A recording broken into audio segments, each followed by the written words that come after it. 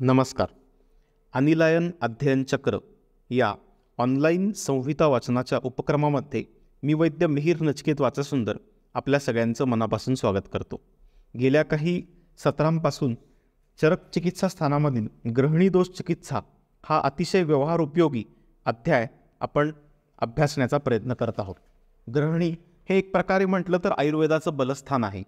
आयुर्वेदामध्येच केवळ अशा पद्धतीनं अग्नीवरचे उपचार उपलब्ध आहेत आणि आज बदललेली जीवनशैली, चुकीच्या खाण्यापिण्याच्या पद्धती यामुळे असंख्य रुग्ण वैद्याकडे या सगळ्या तक्रारी घेऊन येत असतात. त्यामुळे ग्रहणी हा अतिशय महत्त्वाचा आणि व्यवहार उपयोगी असा एक आपल्या सगळ्यांसाठीचा टॉपिक आहे. चरक चिकित्सेमध्ये अतिशय सुंदर पद्धतीनं या अध्यायामध्ये आपल्या अग्निसंकल्पना, त्याचबरोबर वेगवेगळी चिकित्सा आणि अतिशय बारकाव्याने या सगळ्या गोष्टींचं वर्णन केलेलं आपल्याला पाहायला मिळतं. यापूर्वीच्या सूत्रांमध्ये आपण वातज ग्रहणीचं चिकित्सा सूत्र पाहिलं. त्याचबरोबर तक्रारिष्ट ही आयुर्वेदामधील एक अतिशय व्यवहार उपयोगी संकल्पना ह्याचा देखील आपण अभ्यास केला.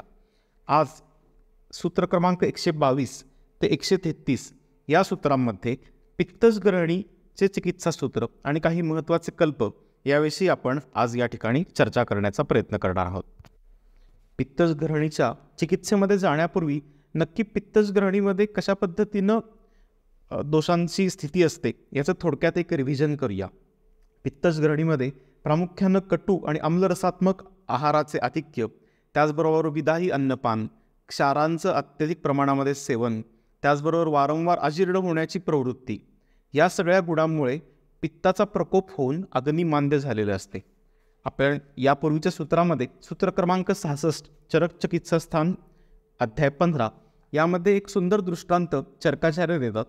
त्या ठिकाणी चरक असे म्हणतात की ज्याप्रमाणे गरम पाणी हे उष्ण गुणाचे असूनसुद्धा आग विझवतं, त्याच पद्धतीनं पित्त जे द्रवगुणानं वाढलेलं असतं ते सुद्धा त्यामध्ये उष्णता असून देखील अग्निमांद्य करत असतं.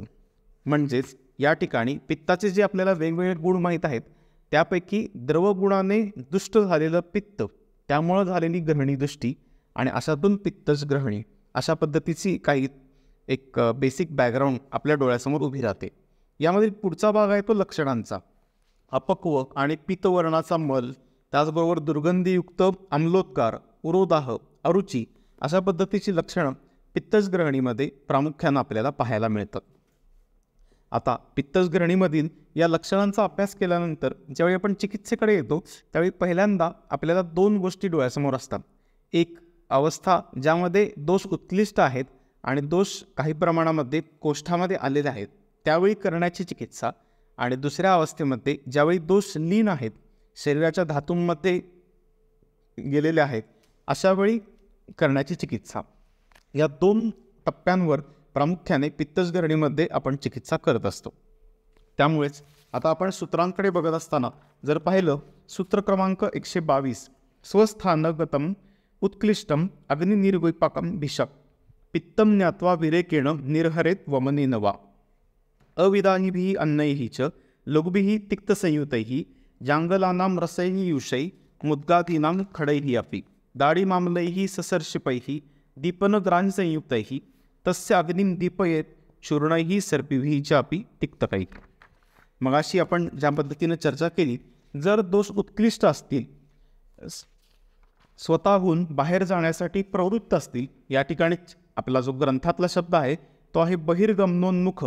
याचाच अर्थ उत्कृष्ट म्हणजे शरीरामध्ये वाढलेले दोष. आपण ज्या पद्धतीने बघतो एखाद्या वर्गामध्ये काही विद्यार्थी खूप जास्त प्रमाणामध्ये दंगा करत असतात.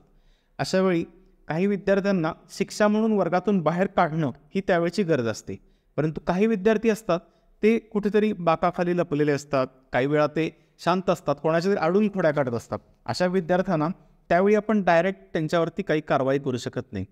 तर असे जे खूपच दंगा करणारे वाढलेले दोष आहेत अशा उत्कृष्ट दोषांना वमन अथवा विरेचनाने बाहेर काढावं असं या ठिकाणी या सूत्रामध्ये आपल्याला सांगण्यात आलेलं आहे. या ठिकाणी आपण जर पाहिलं तर अशा पद्धतीचे जे प्रवृत्त दोष आहेत ते जर ऊर्ध्व आमाशयामध्ये असतील तर वमन, आणि जर ते पक्वाशय किंवा अधो आमाशयात असतील तर विरेचन हे आपण त्या ठिकाणच्या क्लिनिकल कंडिशननुसार निवडू शकतो. त्याचं स्वातंत्र्य आपल्याला ग्रंथकारांनी दिलेलं आहे. मात्र या ठिकाणी एक काळजी आपण घ्यायला हवी, ती म्हणजे वमन आणि विरेचन या ठिकाणी जरी सांगितलेलं असलं तरी ते फार आपण जसं पारंपरिक पद्धतीनं 4-5 दिवस 6 दिवस स्नेहपान करून त्यानंतर दोष उत्कृष्ट करून वमन अथवा विरेचन करतो, ते अपेक्षित नसून या ठिकाणी सदैव वमन किंवा सदैव विरेचन अपेक्षित आहे. कारण दोष ऑलरेडी त्या ठिकाणी कोष्ठामध्ये आलेले आहेत. अशा दोषांना जर आपण त्याचवेळी त्यांचं निर्धारण केलं तर आपली पुढची चिकित्सा सुकर होणार आहे. म्हणूनच या ठिकाणी सदैव वमन अथवा सदैव विरेचन हे प्रॅक्टिसमध्ये व्यवहारामध्ये काही कंडिशन्समध्ये आपण वापरतो. अर्थात ग्रहणीच्या रुग्णांमध्ये बऱ्याचदा एकूणच बलहानी झालेली पाहायला मिळते. रुग्ण अतिशय दुर्बल असतात.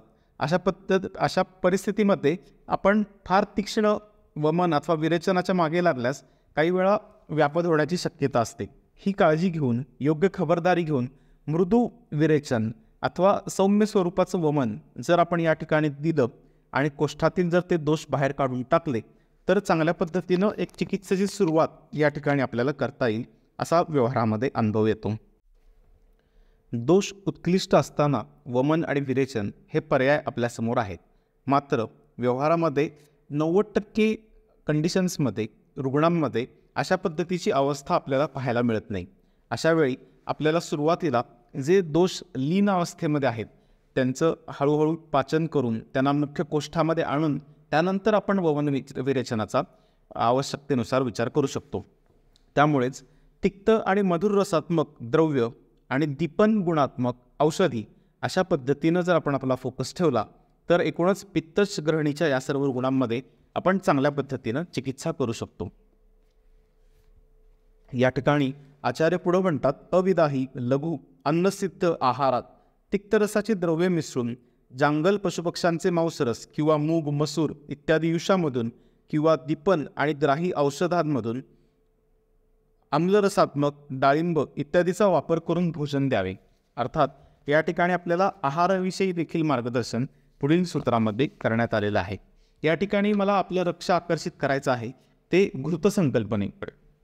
पुढील सूत्रांमध्ये सूत्र क्रमांक 125 ते 133 या सूत्रांमध्ये एक घृत आहे, एक चूर्ण आहे आणि पुन्हा एकदा भूनिंबादी एक चूर्ण आहे.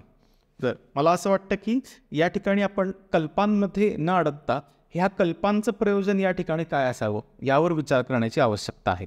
आपण आत्ताच पाहिलं की द्रवगुणांनी वाढलेलं पित्त हा पित्तज ग्रहणीमधला प्रमुख दोष आहे. अशावेळी आपल्याला अग्निदीपन तर करायचं आहे, परंतु त्याचवेळी पित्तशामक औषधांचा सुद्धा वापर करायचा आहे. हे साध्य करण्यासाठी सर्वात बेस्ट संकल्पना म्हणजे सिद्धघृत. या पुढील अध्यायामध्ये याच अध्यायात पुढील भागात स्नेहम एव परम विद्यात दुर्बनाद दीपनम अर्थात घृत हे दुर्बल झालेल्या अग्नीला दीपन करण्यासाठी अतिशय उपयुक्त आणि प्रभावी आहे अशा पद्धतीचं एक सूत्र येतं. आपले पुढील माझे जे सहकारी आहेत ते याविषयी आपली सविस्तर चर्चा घेतीलच, मात्र घृत संकल्पना आणि त्याचा ग्रहणीच्या चिकित्सेमधला वापर याविषयी मला आपलं लक्ष आकर्षित करायचं आहे. या ठिकाणी पुढील सूत्रांमध्ये 125 ते 128 या सूत्रांमध्ये चंदनादी घृत याचं या ठिकाणी वर्णन आलेलं आहे.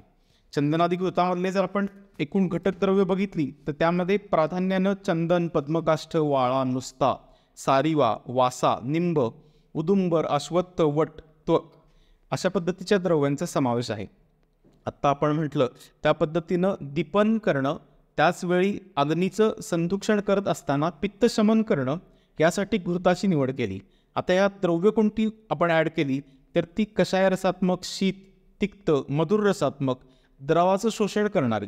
आपल्याला माहिती अश्वत्थ असेल, वट असेल, उदुंबर असेल, निंब असेल, वासा असेल, ही सर्व द्रव्य काही अंशी स्तंभक आणि शोषक आहेत.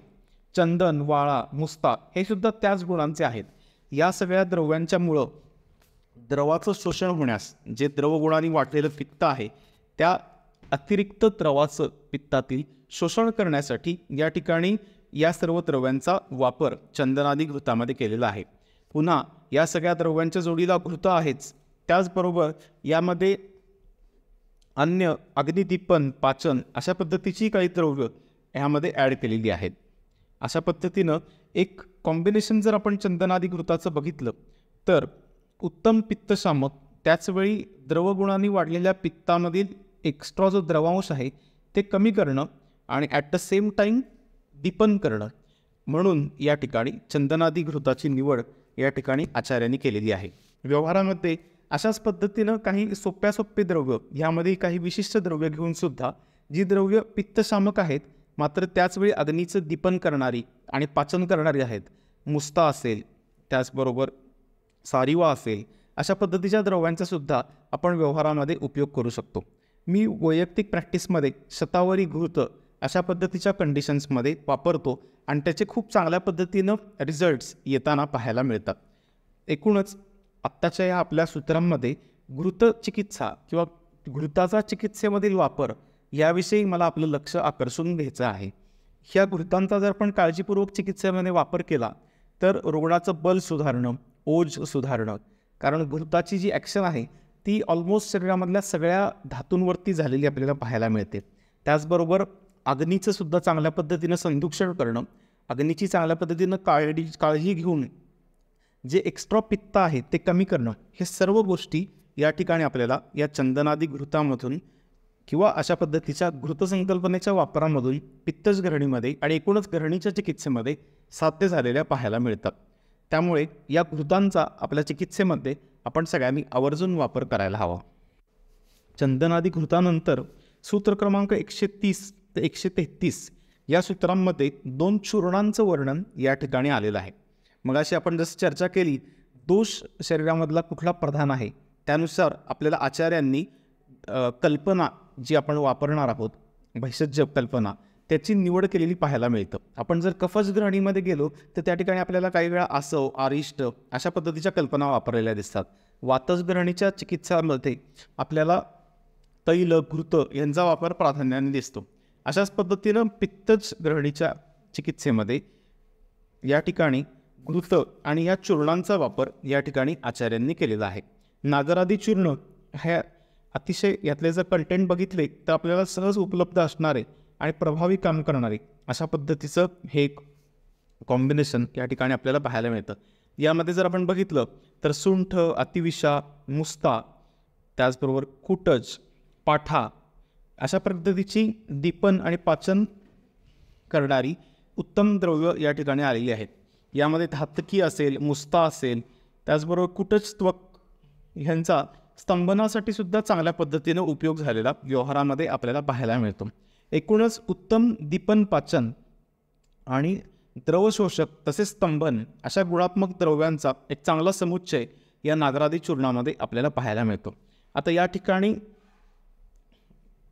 सूत्र क्रमांक 130 मध्ये एका विशिष्ट रेफरन्सकडे मला आपलं लक्ष आकर्षित करायचं आहे. पिबेत समावशम तच्चूर्णम सौक्षौद्रम तंडुलांबुनाम. या ठिकाणी स्पेसिफिक अनुपान सांगताना आचार्यांनी तंडुलोदक याचं वर्णन केलेलं आहे. पित्तज ग्रहणीमध्ये काही वेळा अन्य जी लक्षणं आहेत जसं की उरोदाह असेल, अरुची असेल, अम्लोद्गार असतील, याच्याबरोबरच सरक्त मल हे सुद्धा लक्षण पाहायला मिळतं.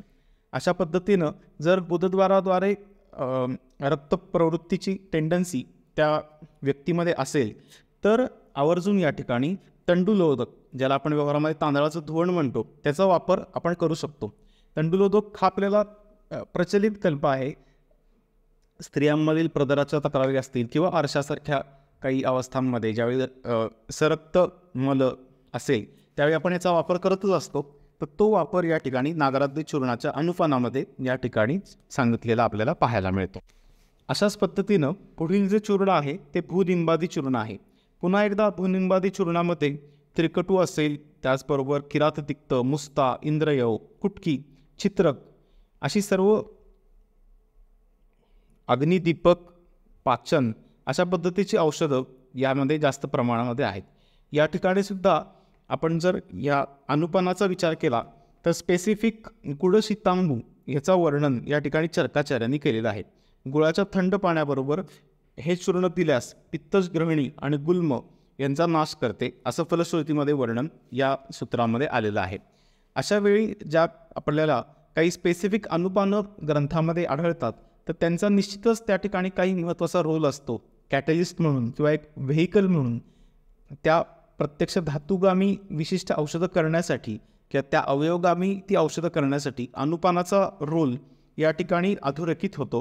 त्यामुळेच नागरादी चूर्ण असेल किंवा भूनिंबादी असेल, या दोन्ही ठिकाणी तंडुलोदक किंवा गुळाचे पाणी किंवा काही वेळा घृत प्रत्यक्ष अनुपान स्वरूपामध्ये असा अवस्थानुरूप आपण जर वापर त्या ठिकाणी केला तर अजून चांगल्या पद्धतीने रिझल्ट्स आपल्याला आलेले पाहायला मिळतात. एकूणच आजच्या या सत्रामध्ये सूत्र क्रमांक 122 ते 133 या सूत्रांमध्ये सुरुवातीला आपण पित्तज ग्रहणीचं जे साधारण चिकित्सा सूत्र आहे त्याविषयी चर्चा केली. उत्कृष्ट दोष असताना आपण कोणत्या पद्धतीने चिकित्सा करू शकतो, वमन विरेचन अर्थात शोधन कशा पद्धतीने करावं, आणि हेच दोष जर अनुत्कृष्ट असतील, लीन अवस्थेमध्ये असतील तर दीपन पाचन कशा पद्धतीने करावं, तिक्त मजूर रसांचा वापर चिकित्सेत कसा करावा, त्याचबरोबर ग्रहणीच्या चिकित्सेमधील एकूणच घृत या संकल्पनेचं महत्त्व याविषयी थोडक्यात चर्चा आजच्या या सत्रामध्ये आपण केली. अशाच पद्धतीनं पुढील सत्रांमध्ये आपल्यासमोर माझे सहकारी ग्रहणी चिकित्सेमध्ये वेगवेगळे पैलू उलगडण्याचा प्रयत्न करतील. धन्यवाद.